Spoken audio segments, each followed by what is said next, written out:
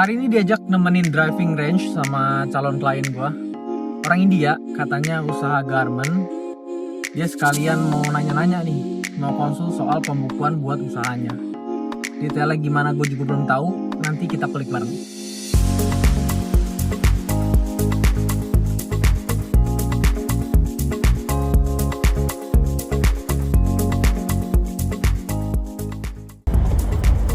Sampai juga di sana.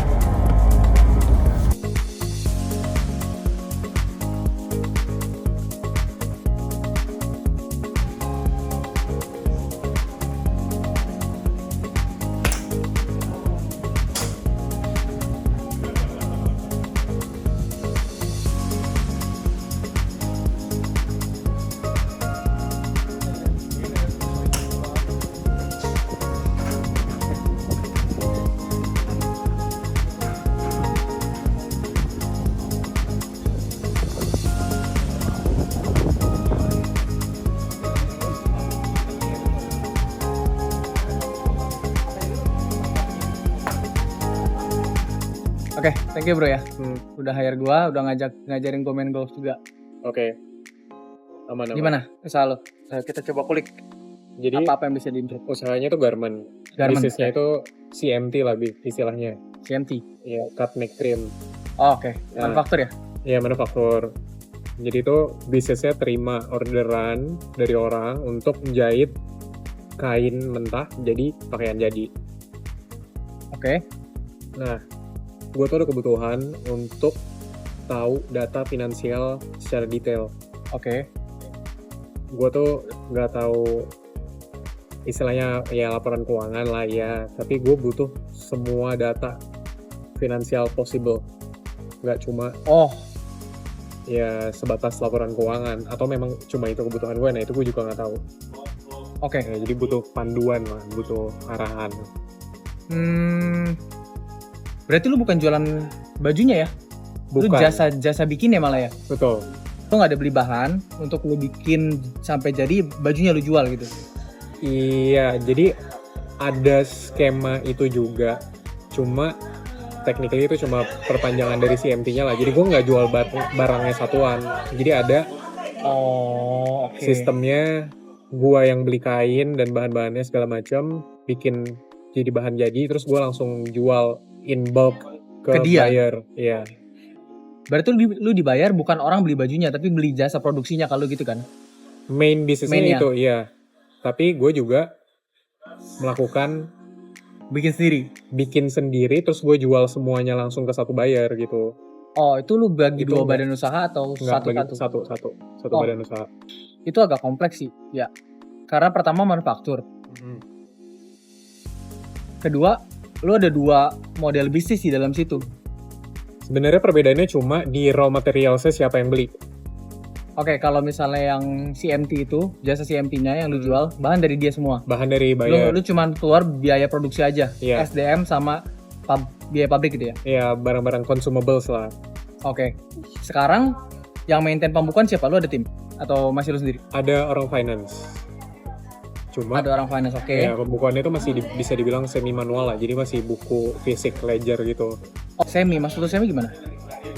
Sebagian udah di Excel based, tapi mostly pencatatan harian itu masih di manual. Oh, di kertas, habis itu baru dipindahin di Excel. Ya rekapnya juga nggak terlalu konsisten lah.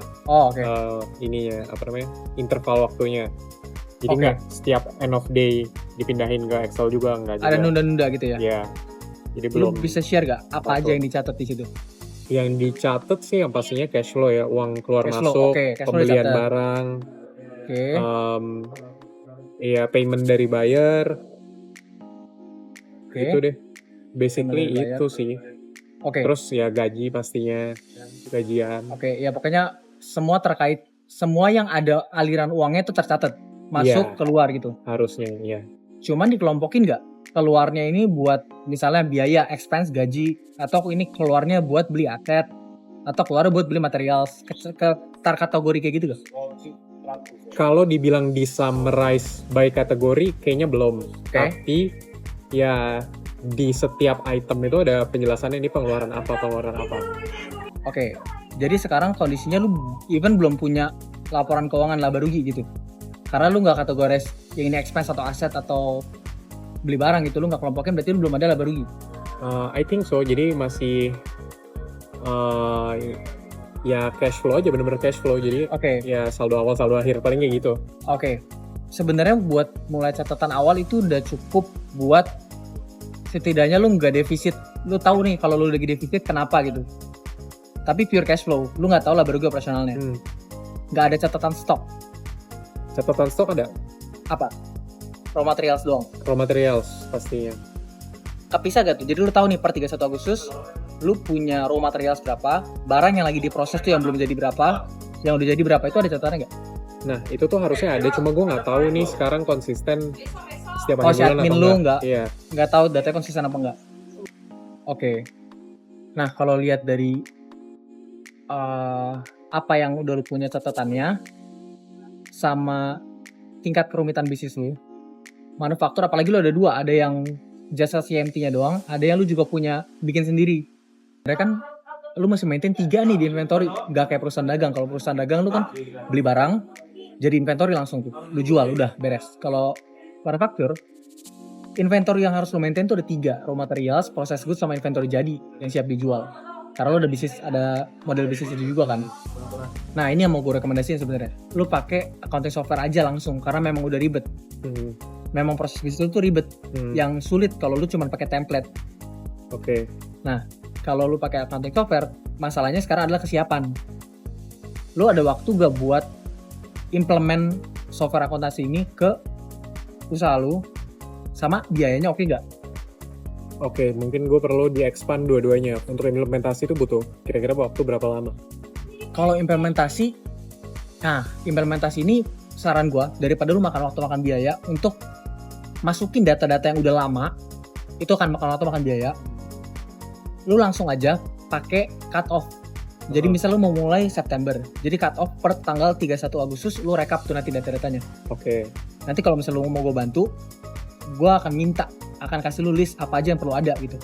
Misal data stok tuh yang tadi gue bilang, ada raw materials, process goods, sama inventory jadi. Terus data aset lu di bank ada apa aja, piutang lu ada apa aja, utang-utang lu, sama modal lu awal store berapa. Itu yang bakal jadi data untuk setup awal di Accurate atau accounting software lain lah. Yang gue familiar tuh Accurate. Gitu. Okay. Terus yang kedua masalah biaya. Nah kalau biaya itu ya nanti lu lihat sendiri lah di Accurate berapa. Kalau misalnya lu siap, sebenarnya boleh lah pakai implement. Udah boleh sih untuk skala bisnis lu, gue lihat ya. Oke. Tip. Aman kali bro ya? Aman ya, berarti jadi next action lo akan kasih gue list items yang perlu gue catat sebelum cut off time, di mana gue akan implementasi. Betul, sama paling decide implementasi itu kan. Ya, sama paling ntar gue share ini kali. Rekomendasi softwarenya apa? Gue ada salah satunya Accurate. Cuman ntar lu mau lihat yang lain juga nggak apa, pakai jurnal, QuickBooks gitu-gitu. Sama butuh detail pricingnya ya pastinya. Ya, ntar gue bantu share juga. Oke. Dia itu pembayaran accounting software berarti per bulan ya? Nah, atau per tahun dia? Yang gue tahu betul itu Accurate, yang paling banyak dipakai juga sama klien gue. Dia bisa bulanan, bisa tahunan lebih murah. Oke. Accurate Gitu. ya yang paling banyak dipakai. Oke.